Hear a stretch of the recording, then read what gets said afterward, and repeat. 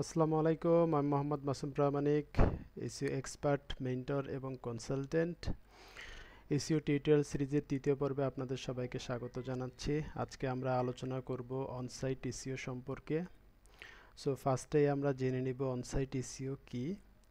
So গত সেশনে আমরা অলরেডি আলোচনা করেছি অনসাইট এসইও বা অন পেজ এসইও কি।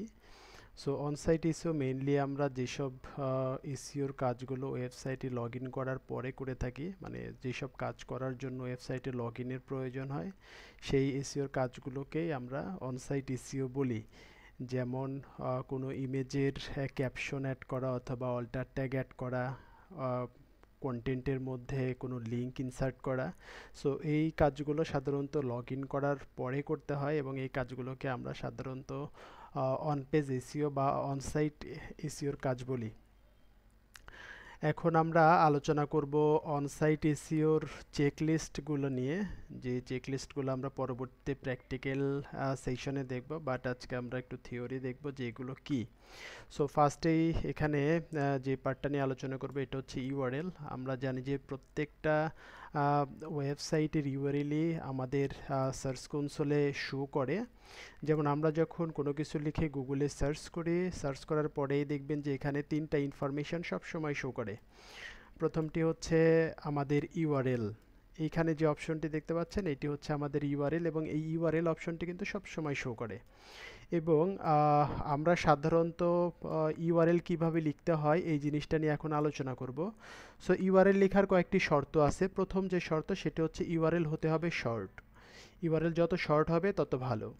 এবং ২ নাম্বার শর্ত যেটা সেটা হচ্ছে ইউআরএল এর মধ্যে আমরা কিওয়ার্ড অথবা তার সিনোনিম ইউজ করব। কিওয়ার্ড ইউজ করব অথবা তার সিনোনিম ইউজ করব, তবে কিওয়ার্ড ইউজ করা ভালো। যদি আমরা কিওয়ার্ড যদি অনেক বড় হয়ে যায় সেক্ষেত্রে আমরা সিনোনিমে ইউজ করতে পারি। যেমন এইখানে আমি লিখে সার্চ দিছি, দেখেন হোয়াট ইজ মাই আইপি, এটা কিন্তু আমি একটা কোশ্চেন করছি, বাট এইটার উপরও বেস করে যেসব ওয়েবসাইট র্যাঙ্কে আসছে এখানে দেখতে পাচ্ছেন তারা কিন্তু এই রিলেটেড কোশ্চেন করছে এবং তাদের ইউআরএলে, প্রত্যেকের ইউআরএলে দেখবেন যে এই কিওয়ার্ডটা কিন্তু ইনক্লুডেড আছে। সো আমাদের এখানে ইউআরএল লেখা দুইটা শর্ত দেখলাম আমরা। প্রথম শর্ত হচ্ছে ইউআরএলটা হতে হবে শর্ট এবং ২ নাম্বার শর্তটা হচ্ছে ইউআরএল এর মধ্যে আমাদের কিওয়ার্ড থাকতে হবে। সো এই দুইটা শর্ত মেনটেন করে আমাদের ইউআরএলটা লিখতে হবে। সো এটি ছিল আমাদের অনসাইট এসইওর প্রথম চেকলিস্ট। দ্বিতীয় চেকলিস্ট যেটি, এটি হচ্ছে টাইটেল। সো এখন আমরা দেখব টাইটেল কিভাবে লিখতে হয়। টাইটেল অনেক ইম্পর্টেন্ট এবং টাইটেলও এখানে দেখতে পাচ্ছেন যে টাইটেলও কিন্তু প্রত্যেকটা রেজাল্টের সাথেই টাইটেল রয়েছে। এখানে প্রত্যেকটা রেজাল্টের সাথেই কিন্তু টাইটেল রয়েছে এবং টাইটেলগুলো দেখেন বোল্ড আকারে দেওয়া। তার মানে টাইটেলের উপরে কিন্তু অনেক সিটিআর ডিপেন্ড করে যে আমার ওয়েবসাইটে কতজন মানুষ ক্লিক করবে। সো ক্লিক থ্রু রেট যেটা, সেটা কিন্তু টাইটেলের উপরেই অনেকাংশে ডিপেন্ড করে। সো টাইটেলটা অনেক ইম্পর্টেন্ট এবং এখন আমরা দেখব টাইটেল কিভাবে লিখতে হয়। সো টাইটেল লেখার প্রথম শর্ত হচ্ছে টাইটেলটা হতে হবে 50 থেকে 60 ক্যারেক্টারের মধ্যে। আমরা যদি 40 থেকে 60 ক্যারেক্টার ইউজ করি তাও ভালো, বাট আমি রিকমেন্ড করি, এক্সপার্ট রিকমেন্ড করে যে আপনারা যদি 50 থেকে 60 ক্যারেক্টার ইউজ করেন তাহলে টাইটেলের জন্য সব থেকে ভালো। আমরা 50 ক্যারেক্টারের নিচেও ইউজ করব না, 60 ক্যারেক্টারের বেশিও ইউজ করব না। আপনারা 40 ক্যারেক্টারও ইউজ করতে পারেন, 40 ক্যারেক্টারও ইউজ করলে সেটা ভালো, বাট আমি রিকমেন্ড করি 50 থেকে 60 ক্যারেক্টার। সো ১ নাম্বার শর্ত যেটা, টাইটেলের লেংথটা হতে হবে 50 থেকে 60 ক্যারেক্টার। ২ নাম্বার শর্ত হচ্ছে টাইটেলের মধ্যে কিওয়ার্ড থাকতে হবে। প্রত্যেকটি টাইটেলের মধ্যেই আমরা চেষ্টা করব কিওয়ার্ড রাখার জন্য। যেমন এখানে আপনারা প্রত্যেকটা রেজাল্টের মধ্যেই দেখতে পাচ্ছেন যে আমার কিওয়ার্ডটা কিন্তু আছে। আমি এখানে লিখে সার্চ দিচ্ছি হোয়াট ইজ মাই আইপি, এখানে দেখতে পাচ্ছেন যে what is my IP address, এখানে দেখতে পাচ্ছেন what is my IP address, what is my IP address, এখানে দেখতে পাচ্ছেন what is my IP address. প্রত্যেকটা টাইটেলের মধ্যেই কিন্তু কিওয়ার্ডটা ইনক্লুড আছে। তার মানে এখানে আমাদের ২ নাম্বার শর্ত যেটা দেখলাম সেটা হচ্ছে কিওয়ার্ড অবশ্যই টাইটেলের মধ্যে থাকতে হবে। ৩ নাম্বার শর্তটি হচ্ছে কিওয়ার্ডটা থাকতে হবে ফার্স্টে, কিওয়ার্ডটি লাস্টে অথবা মাঝে থাকলে হবে না, কিওয়ার্ডটি থাকতে হবে লাস্টে। যেমন এই রেজাল্টটাতে আমরা দেখতে পাচ্ছি কিওয়ার্ডটা কিন্তু পরে আছে। সো পরে থাকাটা ভালো না, কিওয়ার্ডটা যদি ফার্স্টে থাকে সেটা ভালো। অবশ্যই এটা রিকোয়ার্ড না, বাট এটা আপনার এটা অপশনাল, বাট এটা যদি আমরা করি এটা ভালো, ঠিক আছে। সো ফার্স্টে কিওয়ার্ডটা যদি যেন ফার্স্টে থাকে, যেমন এই ৩টা রেজাল্টে আমরা দেখতে পাচ্ছি কিন্তু কিওয়ার্ডটা ফার্স্টে আছে, এখানে দেখতে পাচ্ছি কিওয়ার্ডটা ফার্স্টে আছে। সো ৩ নাম্বার শর্ত যেটা সেটা হচ্ছে কিওয়ার্ডটা আমার টাইটেলের মধ্যে কিওয়ার্ডটা ফার্স্টে থাকতে হবে। সো এই ৩টা শর্ত ফিল আপ করে আমাদের টাইটেল লিখতে হবে। আশা করি আপনারা সবাই বুঝতে পেরেছেন কিভাবে টাইটেল লিখতে হবে। এরপরে রয়েছে ডেসক্রিপশন। এখন আমরা দেখব কিভাবে ডেসক্রিপশন লিখতে হবে। ডেসক্রিপশনও আমাদের এসইওর জন্য অনেক ইম্পর্টেন্ট। আমাদের সার্চ রেজাল্টে কিন্তু ডেসক্রিপশনও শো করে। এখানে একটা ডেসক্রিপশন দেখতে পাচ্ছেন, এখানে একটা ডেসক্রিপশন এবং এখানে একটা ডেসক্রিপশন। এইখানে দেখেন কিছু ডট ডট ডট আছে, তার মানে এইখানে কিন্তু ডেসক্রিপশানের একটা লিঙ্ক আছে। এই লিঙ্কটা যখনই পার হয়ে যাবে তো ওভার হবে, তখনই কিন্তু এরকম ডট ডট আসবে। সো লিঙ্কটা কি, লিঙ্কটা আমরা জানি। সো ডেসক্রিপশন লেখার প্রথম শর্ত হচ্ছে ডেসক্রিপশনের লেন্থ হতে হবে 150 থেকে 160 ক্যারেক্টার। আমরা দেখছিলাম টাইটেল ছিল 50 থেকে 60 ক্যারেক্টার, আর আমরা ডেসক্রিপশন বললাম 150 থেকে 160 ক্যারেক্টার। ওকে, 150 থেকে 160 ক্যারেক্টার। 150-এর কমও আমরা লিখবো না, 160-এর বেশিও লিখবো না। 140 লিখলেও আমরা ভালো রেজাল্ট পাবো, বাট আমি রেকমেন্ড করি 150 থেকে 160 ক্যারেক্টার। এটা হচ্ছে 1 নাম্বার শর্ত। 2 নাম্বার শর্ত হচ্ছে ডেসক্রিপশনের মধ্যে কিওয়ার্ড থাকতে হবে। যদি ডেসক্রিপশনের মধ্যে কিওয়ার্ড থাকে সেটা ভালো। যদি কিওয়ার্ড আমরা ইউজ না করি সেক্ষেত্রে আমরা কিওয়ার্ডের সিনোনিম ইউজ করতে পারি। এখানে দেখেন একটা গুরুত্বপূর্ণ বিষয় হচ্ছে ডেসক্রিপশনের মধ্যে আমরা কিওয়ার্ড ইউজ না করলেও হবে, বাট ডেসক্রিপশনের মধ্যে অবশ্যই কিওয়ার্ডের সিনোনিম ইউজ করতে হবে। ওকে, সো 2 নাম্বার শর্তটা আমরা দেখলাম যে ডেসক্রিপশনের মধ্যে কিওয়ার্ড অথবা কিওয়ার্ডের সিনোনিম ইউজ করতে হবে, এবং সেটা যে কোনো পর্যায়ে হতে পারে, যে কোনো পজিশানে হতে পারে। যেমন আমরা কিওয়ার্ড টাইটেলের সময় দেখছিলাম কিওয়ার্ডটা ফার্স্টে ইনক্লুড করতে হয়, বাট এটা যে কোনো জায়গায় ইনসার্ট করলেই হবে। ঠিক আছে, সো এটা ছিল ডিসক্রিপশন লেখার। এইভাবে আমরা ডিসক্রিপশন লিখব। এবং এইখানে দেখেন প্রথম যে বিষয়গুলো নিয়ে আমরা আলোচনা করলাম, ইউআরএল, টাইটেল এবং ডেসক্রিপশান, এই তিনটা জিনিসকে বলা হয় স্নিপেট, এবং এই তিনটা জিনিস কিন্তু আমাদের সার্চের একটা বড় পার্ট। ঠিক আছে, সো এই তিনটা জিনিস অবশ্যই ভালো করে অপটিমাইজ করে আমাদের লিখতে হয়। সো এই তিনটা জিনিস আশা করি আপনারা সবাই বুঝতে পেরেছেন কীভাবে লিখতে হবে। আমরা আগামী সেশনে ইনশাল্লাহ এগুলোর প্র্যাকটিক্যাল দেখব অবশ্যই। 4 নাম্বার যে বিষয়টা নিয়ে আলোচনা করব এটা হচ্ছে কন্টেন্ট বা টেক্সট, যে আমাদের ওয়েবসাইটের কন্টেন্ট কেমন হবে। সো আমরা যদি প্রত্যেকটা ওয়েবসাইটে যাই, দেখেন প্রত্যেকটা ওয়েবসাইটে কিন্তু ডেটা আছে অনেক। যেমন এখানে আমরা ডেটা দেখতে পাচ্ছি, কিছু টেক্সট দেখতে পাচ্ছি। এইরকম আমরা যে পোস্টে লিখি না কেন আমাদের পোস্টের মধ্যে অবশ্যই এরকম টেক্সট থাকতে হবে। এবং টেক্সটের প্রথম যে শর্ত কন্টেন্টের, সেটা হচ্ছে টেক্সটের লেংথ যত বেশি হবে তত ভালো। অবশ্যই ফ্রুটফুল ইনফরমেশন দিতে হবে, এবং ফ্রুটফুল যত আপনার টেক্সট ইনফরমেশন দিবেন তত ভালো। ঠিক আছে, আমি রিকমেন্ড করি আপনার টেক্সট সাইজ মিনিমাম হবে 400 ওয়ার্ড, মিনিমাম 400 ওয়ার্ড। 400 ওয়ার্ডের বেশি ইউজ করতে পারলে ভালো। ঠিক আছে, আমরা সাধারণত স্ট্যান্ডার্ড হিসেবে ধরি যে অ্যাটলিস্ট 1000 থেকে 2000 ওয়ার্ড। ঠিক আছে, 1000 ওয়ার্ড লিখলে ভালো, 2000 ওয়ার্ড লিখলে ভালো। এরকমের আর্টিকেল বা কন্টেন্ট আমরা সাধারণত বলি, রেকমেন্ড করি লেখার জন্য। সো কন্টেন্ট লেখার প্রথম শর্ত হচ্ছে কন্টেন্টের লেংথ, টেক্সট কন্টেন্টের লেংথ হতে হবে মিনিমাম 400 ওয়ার্ড, যত বেশি লিখবো তত ভালো। এবং কন্টেন্টের মধ্যে দেখেন আমাদের সাব হেডিং ইউজ করতে হবে। আমাদের অনেক সেকেন্ডারি কিওয়ার্ড থাকে, যেমন আমাদের প্রাইমারি কিওয়ার্ডটা আমরা টাইটেল হেডিং 1-এ ইউজ করি। এখানে আমাদের দেখাচ্ছে এটা আমার প্রাইমারি কিওয়ার্ড, বাট এই প্রাইমারি কিওয়ার্ডের আন্ডারে আমরা অনেক সময় অনেক সেকেন্ডারি কিওয়ার্ড ইউজ করি। সো অনেক সেকেন্ডারি কিওয়ার্ড থাকে। সো এই সেকেন্ডারি কিওয়ার্ডগুলো আমরা সাধারণত সাব হেডিংয়ের মধ্যে ইউজ করি।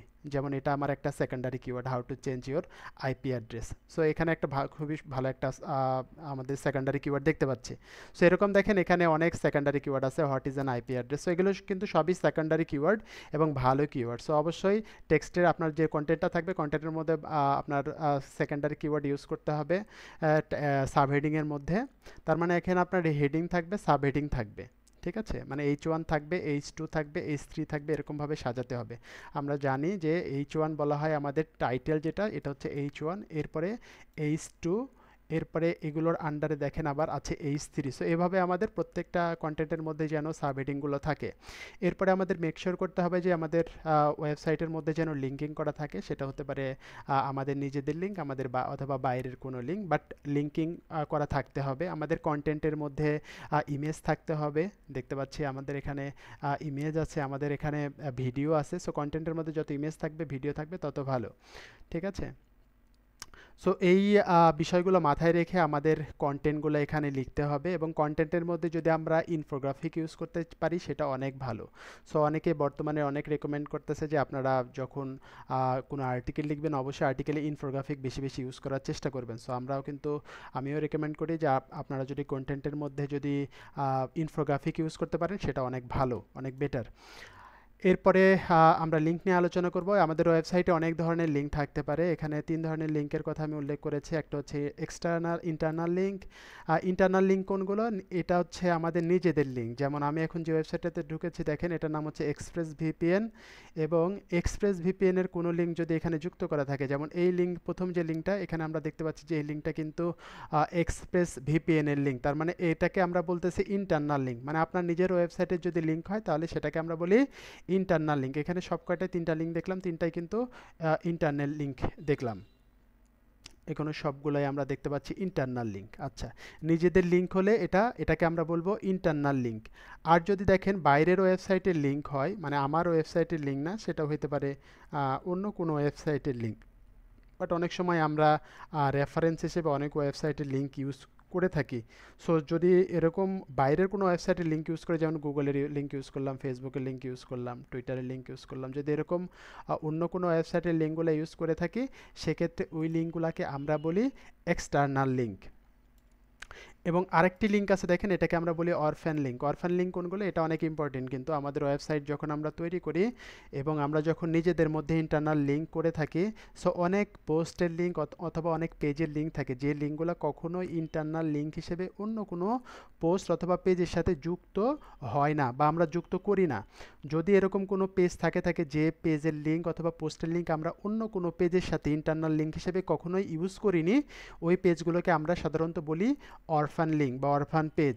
সো এই পেজগুলো যত ওয়েবসাইটে আপনার বেশি থাকবে তত কিন্তু আপনার এসইওর জন্য খারাপ। সো আমরা এগুলো আইডেন্টিফাই করি এবং মেক শিওর করি যে আমাদের প্রত্যেকটা পেজের লিঙ্কই কোনো না কোনো পোস্টের সাথে রিলেভেন্ট, কোনো না কোনো সোর্সের সাথে যুক্ত আছে কিনা। আচ্ছা, এরপরে লাস্ট যে টপিক্সটা নিয়ে আলোচনা করব অন সাইটের চেকলিস্টের, এটা হচ্ছে ইমেজ। ওয়েবসাইটের মধ্যে অবশ্যই ইমেজ থাকতে হবে এবং ইমেজ কিন্তু আমাদের সিটিআর বাড়ায়, আমাদের কনভার্সন বাড়ায়। আমরা এখানে যত বেশি আমরা এখানে ইমেজ ইউজ করব তত কিন্তু ভালো। এখানে আমরা দেখতে পাচ্ছি একটা ইমেজ ইউজ করছি, এখানে একটা ইমেজ ইউজ করছি, ঠিক আছে। এখানে আমরা দেখতে পাচ্ছি যে এখানে একটা ভিডিও ইউজ করছি। সো ইমেজ যত বেশি ইউজ করব তত ভালো। এবং ইমেজ দেওয়ার ক্ষেত্রে একটু মেকশিওর করতে হবে আমরা যে ইমেজটা দিচ্ছি এই ইমেজটা যেন আমরা অল্টার ট্যাগ দিয়ে থাকি। যেমন এই ইমেজে যদি একটু আমরা দেখি এই ইমেজে অল্টার ট্যাগ আছে কিনা। সো এইখানে আপনারা এখানে কিন্তু আমরা দেখতে পাবো যে এই ইমেজের মধ্যে অল্টার ট্যাগ আছে কিনা। সো এখানে দেখতে পাচ্ছেন যে এই যে অল্টার ট্যাগ, এখানে কিন্তু অল্টার ট্যাগটা আছে। সো এটা একটু মেকশিওর করতে হবে যেন আমাদের প্রত্যেকটা ইমেজের মধ্যেই যেন অল্টার ট্যাগ যুক্ত থাকে, ঠিক আছে। এবং ইমেজটা যদি আমাদের জেপিজি ফরম্যাটের হয় তাহলে ভালো। আমি প্রেফার করি ওএপি ফরম্যাটের। ওএপি ফরম্যাটের ইমেজ ইউজ করা সবথেকে বেশি ভালো এবং এতে আমাদের স্পিড অপটিমাইজেশনের কাজটাও একসাথে হয়ে যায়। আশা করি সবাই বুঝতে পেরেছেন এই 6টা আমাদের চেকলিস্ট। এরপরে আমরা আলোচনা করব যে আমরা কিভাবে অনসাইট এসইওর এই এলিমেন্টগুলো আমার ওয়েবসাইটে ইমপ্লিমেন্ট করতে পারি। আমরা সাধারণত কয়েক ধরনের ওয়েবসাইট ইউজ করি। যেমন ধরেন আমরা যদি ওয়ার্ডপ্রেস ওয়েবসাইট ইউজ করি, ওয়ার্ডপ্রেস ওয়েবসাইটের জন্য এগুলো ইমপ্লিমেন্ট করতে চাই, তাহলে আমরা বিভিন্ন প্লাগইনের থ্রুতে বা হেল্পের মাধ্যমে এই এলিমেন্টগুলো, এই চেকলিস্টগুলো ইমপ্লিমেন্ট করতে পারবো। যেমন এখানে কয়েকটা পপুলার প্লাগইনের নাম আমি মেনশন করেছি। প্রথমে রয়েছে র্যাঙ্ক ম্যাথ, এরপরে রয়েছে ওস্ট এসইও, এরপরে রয়েছে AI SEO, all in one SEO. So এই এসইও প্লাগইনগুলো কিন্তু অনেক পপুলার এবং প্রত্যেকটি অনেক ভালো কাজ করে। আমরা যে কোনো একটা প্লাগইন দিয়েই কিন্তু উপরের চেকলিস্টগুলো ইমপ্লিমেন্ট করতে পারবো যে কোনো ওয়েবসাইটে। এখন ওয়েবসাইটটা যদি ওয়ার্ডপ্রেসের না হয়ে অন্য কোনো সিএমএসের হয়, যেমন আমরা যদি স্কোয়ার স্পেস ইউজ করি অথবা শপিফাই ইউজ করি অথবা জুমলা ইউজ করি অথবা দেখা যাচ্ছে উইক্স ইউজ করি, উইবলি ইউজ করি অথবা স্কোয়ার ইউজ করি। সো অনেক ধরনের সিএমএস আছে কিন্তু এই প্রত্যেকটা সিএমএসে কিন্তু তাদের নিজস্ব কোনো না কোনো প্লাগইন অথবা টুলস আছে, যে টুলসের মাধ্যমে আমরা এই এসইও এলিমেন্টগুলো ইউজ করতে পারি। এখন আপনার ওয়েবসাইটটা যদি সিএমএস না হয়ে যদি র কোডের হয়, র কোডের হলেও কিন্তু আমরা এই চেকলিস্টগুলো ইউজ করতে পারি। এগুলো ম্যাক্সিমামই কিন্তু আমাদের দেখাচ্ছে হেডিং সেকশনে আমরা ব্যবহার করে থাকি। সেক্ষেত্রে আপনারা যদি র কোডের কোনো ওয়েবসাইটের কাজ করেন, আপনাদের হয়তো ডেভেলপারের হেল্প লাগতে পারে। ডেভেলপারের হেল্পের মাধ্যমে কিন্তু আপনারা র কোড ওয়েবসাইটেও এগুলো ইনক্লুড করতে পারবেন, ইনসার্ট করতে পারবেন। এখন এই কাজগুলো করার জন্য আমাদের কি কি ডকুমেন্ট বা কি কি অ্যাক্সেস ক্লায়েন্টের কাছ থেকে নেওয়া লাগতে পারে। ফার্স্ট অবস্থায় ক্লায়েন্টের কাছ থেকে আমাদের নেওয়া লাগতে পারে একটা ওভারভিউ, যে সে তার ওয়েবসাইটে কেমন, লাইক এর আগে কোনো ইস্যুর অন সাইট ইস্যুর কোনো কাজ করছে কিনা, তার কাছে কিওয়ার্ডের কোনো ফাইল আছে কিনা, বা এর পূর্বে সে কোনো কিছু রিসার্চ করছে কিনা এই রিলেটেড। এই ডকুমেন্ট যদি থাকে, এই ডকুমেন্টটা আমরা সাধারণত রিকোয়ার্ড করি। যদি সে একেবারে স্ক্র্যাচ থেকে শুরু করতে চায়, সেক্ষেত্রে আমরা তাকে বলি যে ওয়ার্ডপ্রেসের জন্য আমরা বলি যে আমাদের একটা ডাব্লিউপি অ্যাডমিন অ্যাক্সেস দরকার, সেটা হইতে পারে এসইও ম্যানেজারের অ্যাক্সেস, অথবা যদি অ্যাডমিন অ্যাক্সেস দিতে পারে, অ্যাডমিনিস্ট্রেটিভ অ্যাক্সেস দিতে পারে সব থেকে ভালো। বাট অ্যাডমিনিস্ট্রেটিভ অ্যাক্সেস না দিতে চাইলে, অনেক ক্লায়েন্ট দিতে চায় না, সেক্ষেত্রে এসইও ম্যানেজার অ্যাক্সেস দিয়েও কিন্তু আমরা ম্যাক্সিমাম কাজগুলোই করে ফেলতে পারবো। অনেক সময় র কোডের ওয়েবসাইটে যদি আমরা কাজ করি, সেক্ষেত্রে কিন্তু আমাদের হোস্টিংয়ের অ্যাক্সেসের প্রয়োজন হয়, এবং অনেক ক্লায়েন্ট হোস্টিংয়ের অ্যাক্সেস দিতে চায় না। সো হোস্টিংয়ের অ্যাক্সেস যদি দিতে না চায়, সেক্ষেত্রে কিন্তু আমরা এফটিপি দিয়েও সেই কাজগুলো করতে পারি। আজকে অনসাইট এসিওর টিউটোরিয়াল আজকে এই পরিমাণই থাকবে। আশা করি সবাই সেশনগুলা ভালোভাবে শুনতেছেন, বুঝতেছেন এবং ইমপ্লিমেন্ট করতেছেন। যদি আপনাদের কোনো কোয়েশ্চেন থাকে, কোয়েরি থাকে, যে জিনিসটা আপনারা ক্লিয়ার হতে পারেন নাই, অথবা আমি স্কিপ করে গেছি, অথবা মনে করতেছেন যে ভাই এই বিষয়টা নিয়ে আলোচনা করা দরকার, অবশ্যই আমাদের কমেন্ট বক্সে কমেন্ট করবেন, এবং আমি সেই আপনাদের কমেন্টের অ্যাসাপ উত্তর দেওয়ার চেষ্টা করব, এবং সেই রিলেটেড সোর্স দেওয়ার চেষ্টা করব। সবাই ভালো থাকেন, সুস্থ থাকেন। আগামী পর্বে আবার দেখা হচ্ছে। আসসালামু আলাইকুম।